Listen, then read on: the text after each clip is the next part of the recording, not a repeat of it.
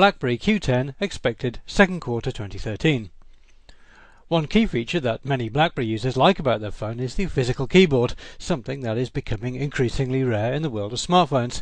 But even though BlackBerry have taken a big step into the future with their new BlackBerry 10 platform, they haven't forgotten one of the features that sets BlackBerry devices apart.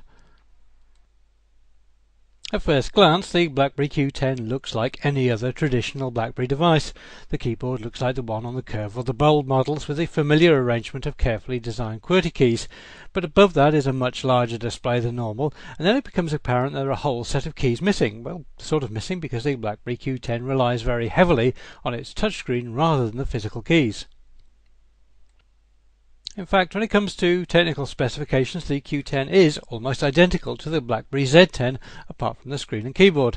It shares an identical 1.5 GHz dual-core processor with 2 GB of RAM and 16 GB of internal flash storage, an 8 megapixel primary camera, a 2 megapixel secondary one, a micro HDMI port, GPS, NFC, LTE support, plus all the usual smartphone features you would expect. As far as we can tell, the primary choice between the Q10 and Z10 is about the screen and keyboard.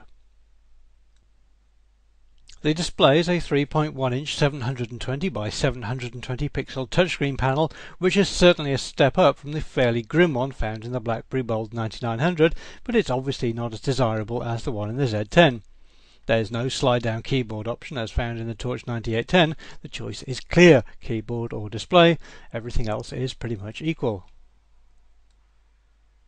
Although it looks like a traditional BlackBerry on the outside, inside this is a completely different beast with a new operating system that actually looks like it belongs in 2013 rather than 2003.